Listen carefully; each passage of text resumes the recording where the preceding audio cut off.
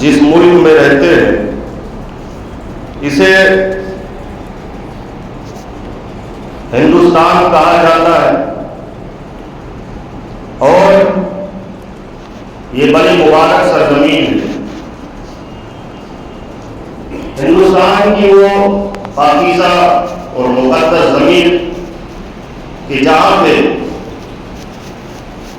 صرف اولیاء کرام نہیں بلکہ ساری انسانیت کی جان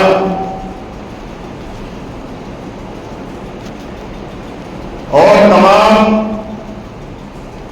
انسانی آبادی جہاں سے پیدا ہوئی ہے، تمام پیغمبروں کے جو والد ہیں، اللہ کے برگزیدہ پیغمبر حضرت آدم علیہ السلام، آپ اس دنیا میں اس زمین پر جب تشریف لائے تو وہ سرزمین کوئی اور نہیں تھی بلکہ وہ ہندوستان کی سرزمین تھی۔ یہ ہمارا وطن کہ جس سے تمام مسلمان محبت کرتے ہیں، اور اس وطن سے اولیاء کرام بھی محبت کرتے، اس وطن سے تمام مسلمانوں کی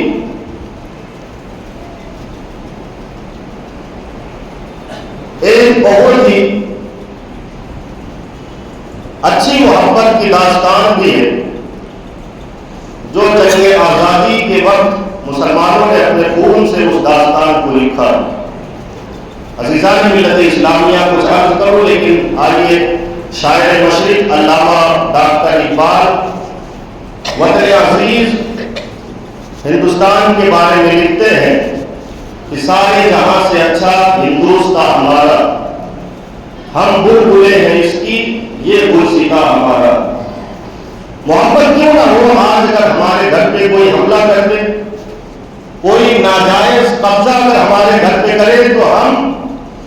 اپنی جان کو لٹانے کے لیے بھی تیار ہو جائیں گے، اس لیے کہ ہم نے اپنے گھر کی ایک ایک اینٹ کو خون کے ساتھ میں سینچا، ہم نے اپنے گھر کی تعمیر بڑی محنت کے ساتھ میں کی ہے، اپنے محلے کو سجایا ہے، سنوارا ہے۔ آج دوسرا کوئی باہر سے آ کر کے اگر کوئی اپنا قبضہ جمائے، ناجائز قبضہ کرے تو ہم اس کو برداشت نہیں کر سکتے۔ بھلا لاکھوں اور کروڑوں کی آبادی ہندوستان میں بسنے والی، اور دوسرا کوئی آ کر کے آنکھ دکھائے، اسے کب برداشت کر سکتے تھے؟ ہر سال 15 اگست کا وہ دن آتا ہے، لیکن آج ہماری قوم کے بچے اور نوجوان اس سے غافل نظر آتے ہیں۔ آج کا جو میرا موضوع ہے وہ دراصل یہی ہے کہ جنگ آزادی میں مسلمانوں کی قربانیاں، ہمارے بزرگان دین کی قربانیاں، علماء کرام، صوفیاء نظام، خانقاہوں کے سجادہ نشین، مدارس کے اساتذہ کرام اور مساجد کے ائمہ کرام کس طریقے سے، کتنی خوبصورتی کے ساتھ میں وطن عزیز پر اپنی جانوں کو قربان کرتے ہوئے نظر آتے۔ عزیزان ملت اسلامیہ، تو شاعر مشرق کہتے سارے جہاں سے اچھا ہندوستان ہمارا، ہم بلبلے ہیں اس کی یہ گلستاں ہمارا۔ اے آمرود گنگا وہ دن ہے یاد تجھ کو، اترا تیرے کنارے جب کارواں ہمارا۔ مذہب نہیں سکھاتا آپس میں بیر رکھنا، ہندی ہے ہم وطن ہے ہندوستان ہمارا۔ اور یونان و مصر روما سب مٹ گئے جہاں سے، یونان و مصر روما سب مٹ گئے جہاں سے، باقی ہے اب تک نام و نشاں ہمارا۔ اور کچھ بات ہے کہ ہستی مٹتی نہیں ہماری، کچھ بات ہے کہ ہستی مٹتی نہیں ہماری، صدیوں رہا ہے دشمن دور زماں ہمارا۔ عزیزان ملت اسلامیہ، اور ایک شاعر نے یوں بھی اپنی محبت کا اظہار کیا کہ ہم غلام خواجہ ہیں، ہند ہے وطن اپنا، ہم غلام خواجہ ہیں، ہند ہے وطن اپنا۔ عزیزان ملت اسلامیہ، آؤ ذرا علیہ السلام کے حوالے سے دیکھتے ہیں کہ جب حضرت آدم علیہ السلام جنت سے زمین پر اتارے گئے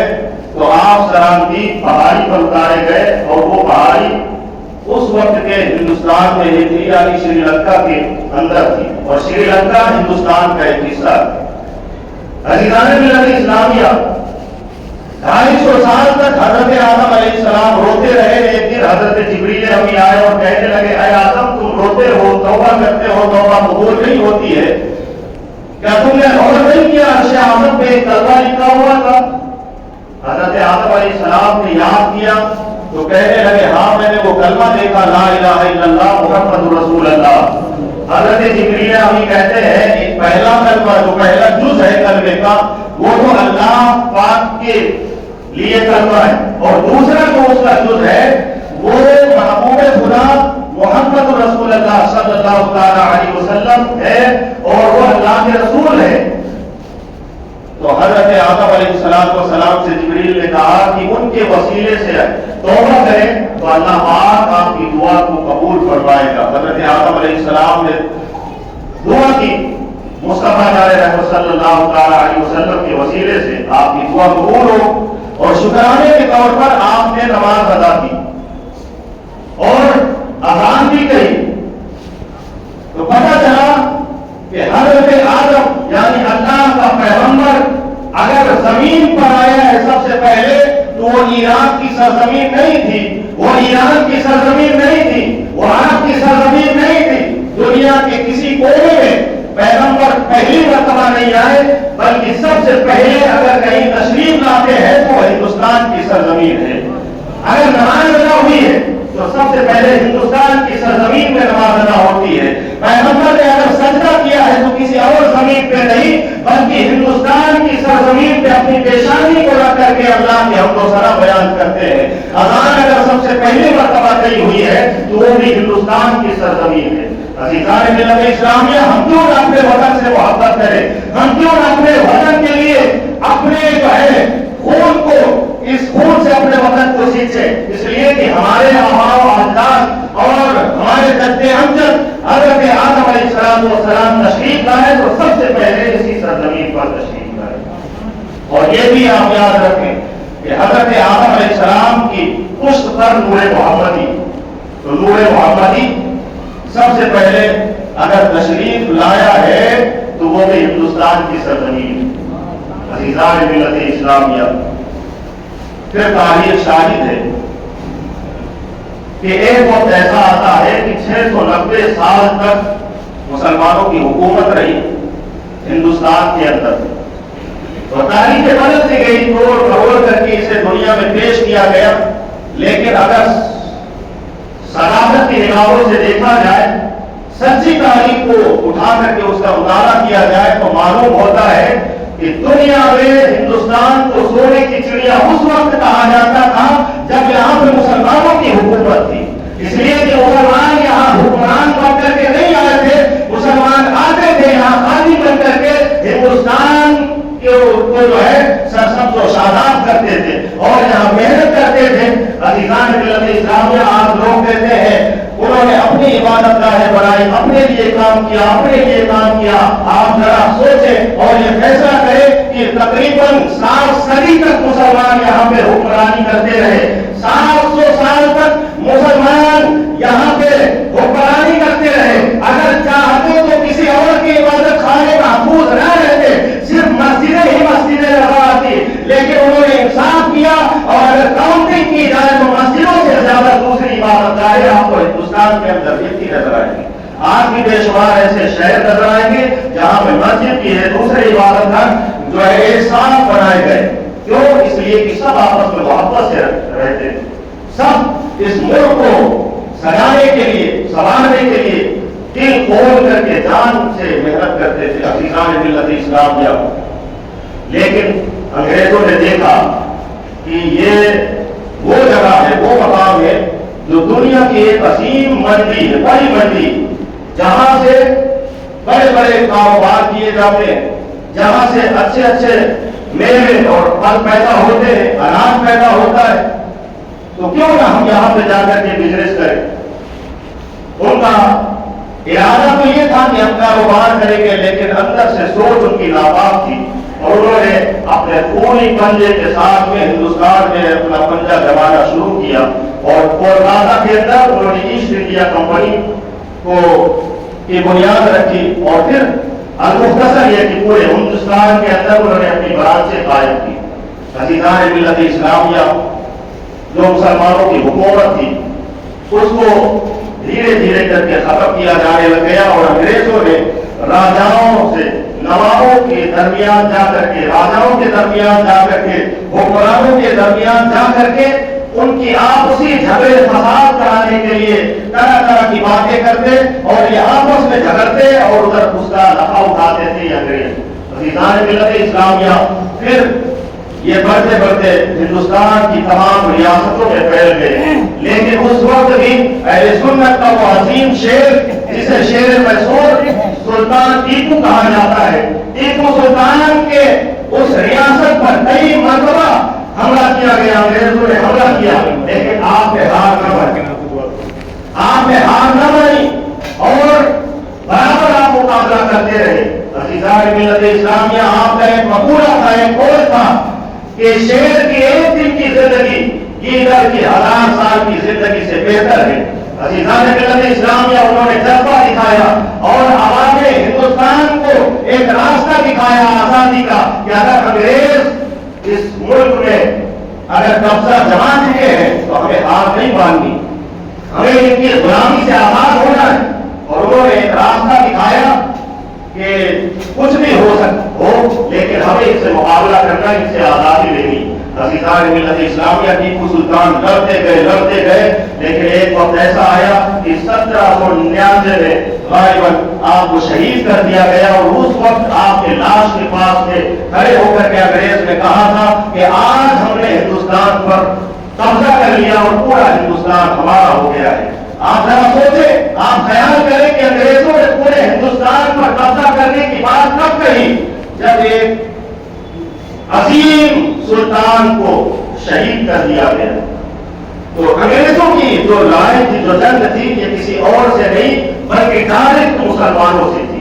ڈائریکٹ مسلمانوں سے تھی، اس لیے کہ جو 700 سال تک حکومت کرنے والے لوگ تھے وہ مسلمان تھے، ان کے دشمن کوئی اور نہیں تھے، انگریزوں کے دشمن مسلمان تھے، اسی لیے انہوں نے ٹارگٹ کیا، اور ایک تو نہیں بلکہ ہزارہ کی تعداد میں علماء کو، صوفیاء کو اور خانقاہوں کے سجادہ نشین کو نشانہ بنایا، اور انہیں پھانسی کے تخت پر لٹکایا گیا، درختوں پر ان کے جو ہے جسموں کو لٹکایا گیا، اور ان کے جسموں کے چیتڑے اڑا دیے گئے۔ عزیزان ملت اسلامیہ، دنیا نے باطل سے لڑنے کا جو جذبہ لیا ہے وہ بھی اسلام سے لیا ہے۔ دنیا نے اگر باطل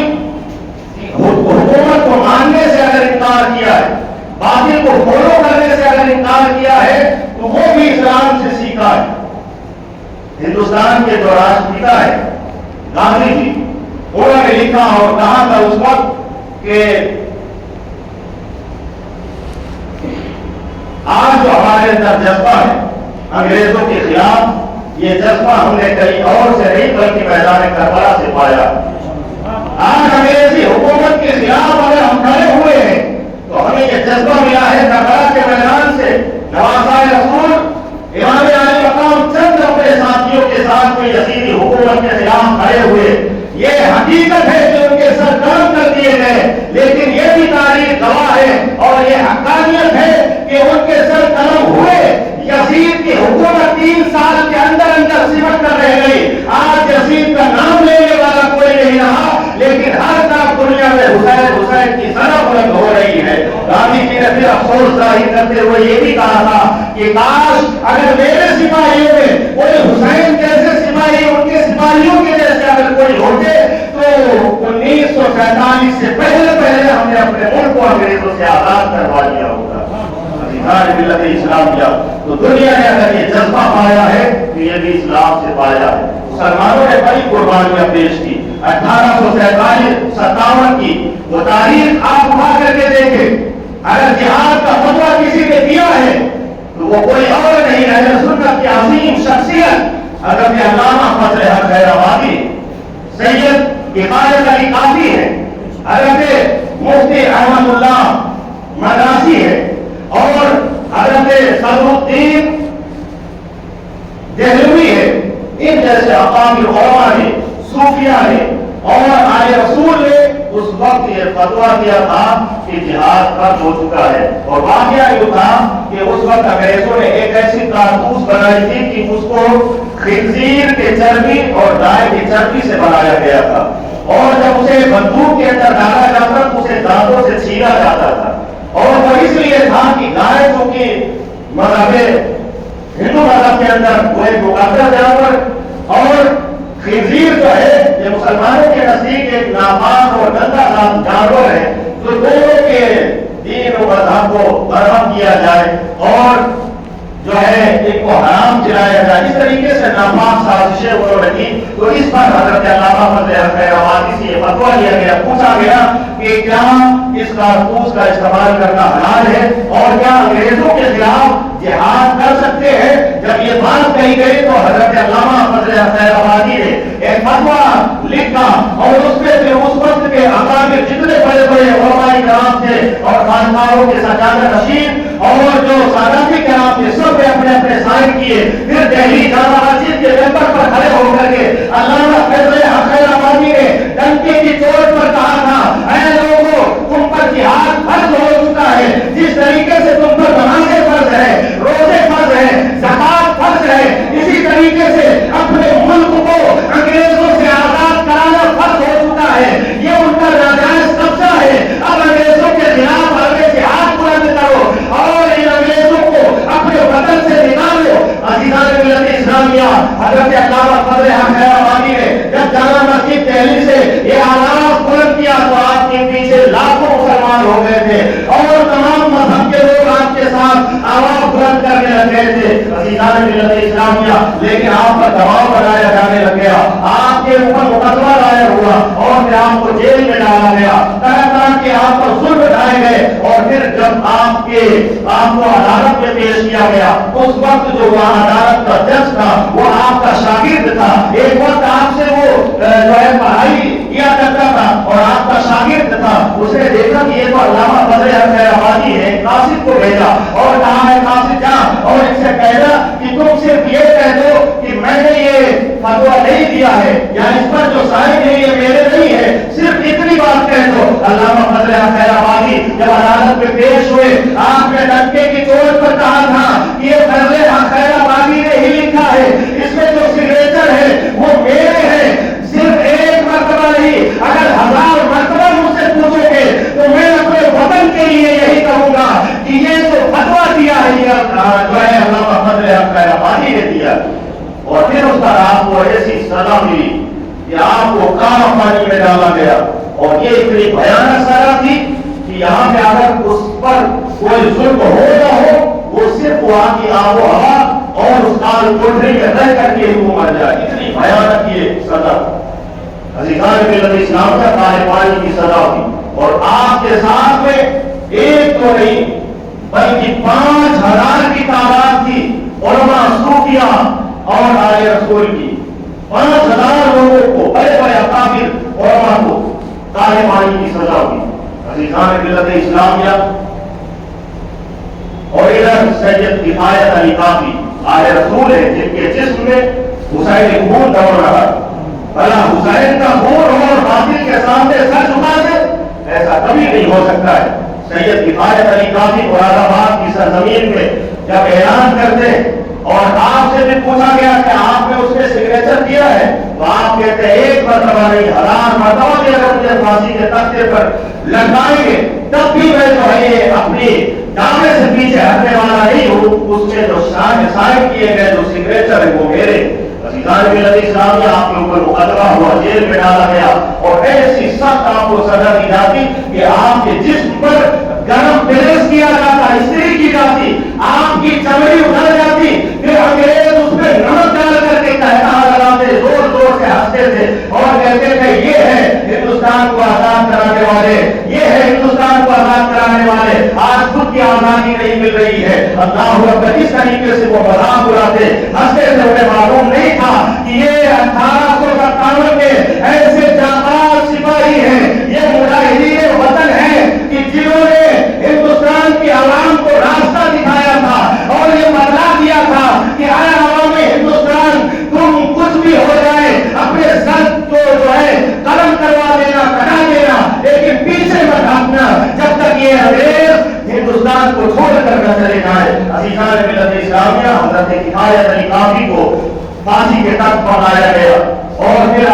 پوچھا گیا کہ آپ کی آخری تمنا کیا ہے؟ مرنے سے پہلے تمہاری کوئی خواہش ہو تو بتا دو. اور آپ ایک بہت بڑے عظیم شاعر بھی تھے، اور ایسے شاعر کہ نازیہ کلام ایسے ایسے لکھتے تھے کہ خود حضرت فاضل بریلوی کہتے ہیں کہ نازیہ کلام میں وہ میرے بادشاہ ہے، میں ان کا وزیر ہوں. اتنی بڑی شخصیت جنہوں نے کنز الایمان لکھا، فتاوی حزبیہ لکھا، علائق بخشش لکھا، دین کا اتنا بڑا کام کیا. وہ کہتے ہیں کہ سید کفایت علی کافی وہ اس میدان کے میرے بادشاہ ہے، میں ان کا وزیر ہوں. جو سید کفایت علی کافی نے آخری وقت پھانسی کے تخت پر یہ کہا تھا، کوئی گل باقی رہے گا نہ چمک رہ جائے گا، پر رسول اللہ کا دین حسن رہ جائے گا. ہم سبھی وہ باغ میں ہیں، ہم سبھی وہ باغ میں ہیں. کوئی دم کا چہچہا بلبلیں اڑ جائیں گی، سونا چمک رہ جائے گا. اب رسول کم خواب کی پوشاک پہ نازا نہ ہو، اس طرح بے جان پر خاکی کفن رہ جائے گا. اس طریقے سے آپ نے کہا تھا عزیزان ملت اسلامیہ. اس کے بعد آپ کو پھانسی دے دی گئی. ایک نہیں بلکہ ہزاروں علماء کی پھانسی ہوتی. اور یہ وہ تاریخ ہے 1857 کی کہ پورے ہندوستان کے اندر ایک جذبہ پیدا ہوا. اور یہ جذبہ کس نے دیا؟ یہ ہمارے علماء نے دیا، یہ بزرگان دین نے ہمیں عطا کیا. عزیزان ملت اسلامیہ، 1847 سے لے کر کے 1900 تک یہ جو 20 کا عرصہ گزرا ہے، انگریز ایک مورخ ہے، اس نے لکھا اپنی کتابوں میں کہ چن چن کر کے علماء کو گھروں سے نکال کر کے انہیں مارا جاتا تھا. کیوں؟ اس لیے کہ انہوں نے فتویٰ دیا ہے جہاد کا، انہوں نے ہمارے خلاف فتویٰ دیا ہے. اور ایک عالم کے پیچھے پوری قوم ہوتی ہے. اگر قوم کو مارا جائے تو کن کن کر کے مارو گے، پریشان ہو جاؤ کہ گولیاں ضائع ہوگی. تو بہتر یہ ہے کہ ان کے جو رہنما ہیں، جو علماء ہیں، ائمہ ہیں، ان کو گولیوں کا نشانہ بنائے اور ان کو موت کے گھاٹ اتارا جائے. عزیزان ملت اسلامیہ کو مورخ لکھتا ہے کہ دہلی سے لے کر پشاور تک جو راستہ تھا، اس راستے کے جو ارد گرد جو درخت تھے، کوئی ایسا درخت باقی نہیں تھا کہ جس درخت میں جس پیڑ پر ایک یا دو عالم کو لٹکایا نہ گیا ہو. اتنے علماء کی شہادت ہوتی ہے. عزیزان ملت اسلامیہ، اور طریقہ یہ تھا کہ ہاتھی پر عالم کو بیٹھایا جاتا، کسی صوفی کو بیٹھایا جاتا، اور پھر اسے پیڑ کے نزدیک لے جاتے اور اس کے گلے کو پیڑ سے باندھ دیا جاتا، پھر آگے بڑھا دیا جاتا اور وہ اسی میں بھول جایا کرتے تھے. عزیزان ملت اسلامیہ، اس طریقے سے بے شمار شہادتیں ہوئی، بے شمار مسلمانوں کے گھر اجاڑ دیے گئے، بے شمار بچے یتیم ہو گئے، بے شمار جو ہے عورتیں بیوہ ہو چکی ہے، گھر اجاڑ دیے گئے. یہ عالم تھا، لیکن سب نے یہ فیصلہ لے لیا تھا، سب نے یہ عہد کر لیا تھا کہ کچھ بھی ہو اپنے ملک کو انگریزوں سے آزاد کروا کر کے رہیں گے. اور پھر یہ باری باری سے جنگیں ہوتی رہی، چھوٹی چھوٹی جنگیں، اور پورے ہندوستان میں انگریزوں کا قبضہ رہا. اور پھر آپ دیکھیں کہ 1946 کا وہ واقعہ بنارس کی سرزمین، بنارس کی سرزمین میں ایک جلسہ ہے، کانفرنس منعقد ہوئی، اور اس میں آزادی کی آخری عید رکھی گئی، اور یہ فیصلہ لیا گیا کہ اس کے بعد کوئی جلسہ اور کوئی کانفرنس نہیں ہونا ہے، مر جائیں گے یا پھر ماریں گے. عزیزان ملت اسلامیہ، یہ فیصلہ لیا گیا، اور اس کانفرنس کا نام تھا آل انڈیا سنی کانفرنس، اور اس کی صدارت کر رہے تھے اعلیٰ حضرت فاضل بریلوی کے بیٹے مفتی اعظم ہند مصطفیٰ رضا خان اور سمودین نعیم الدین مراد آبادی علیہ الرحمہ. ان جیسے عظیم شخصیتوں نے جو ہے اس دور کو سنبھال رکھا تھا، اس جلسے کی صدارت کر رہے تھے. اور اس میں 24,000 کے جو ہے تقریباً 24,000 علماء، صوفیاء، مشائخ اس میں جو ہے موجود تھے، اور اس میں 3 لاکھ کی مسلمانوں کی آبادی تھی. اس جلسے میں ایسی ولولہ خیز انداز میں تقریریں ہوتی ہیں کہ تمام ہندوستان کے کونے کونے میں مسلمانوں کے اندر جذبہ پیدا ہوا، دوسرے برادری کے لوگ، مذہب کے لوگ کے ساتھ آ گئے. اور پھر جنگ آزادی کی ایسی مہم چلی کہ پھر 1947 15 اگست کی وہ صبح نمودار ہوتی ہے کہ پورے ہندوستان میں آزادی کا جشن منایا جاتا ہے کہ آج کا یہ مبارک دن ہے 15 اگست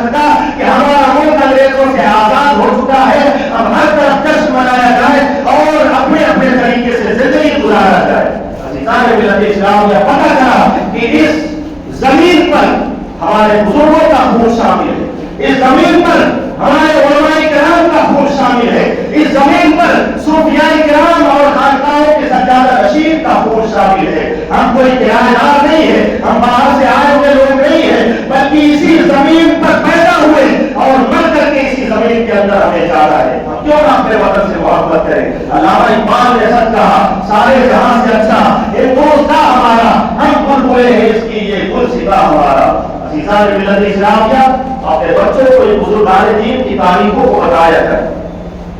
ہمارے یہاں چھوٹے چھوٹے پروگرام تو ہو جاتے، مٹھائیاں تقسیم کر دی جاتی، لیکن ہم اپنے بزرگان دین اس چھوٹے سے وقت میں پورا بیان نہیں ہو سکتا، تاریخ کو نہیں بیان کر سکتے۔ اتنا بھیانک دور تھا وہ غلامی کا کہ جس میں علماء نے قربانی دی، صوفیہ نے قربانی دی۔ عزیزان ملت اسلامیہ، یہ قربانیاں بھلانے کی نہیں ہے، بلکہ ہر خطے میں 15 اگست کے لیے ایسے پروگرام ہو جن میں اپنے بزرگان دین کی یاد کو تازہ کیا جائے اور بتایا جائے کہ ہم اپنے وطن سے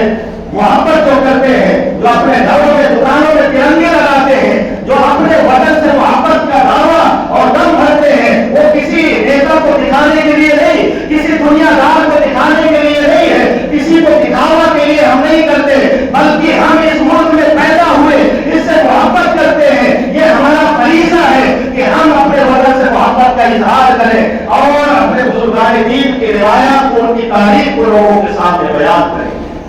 عزیزان ملت اسلامیہ، دعا ہے کہ ہم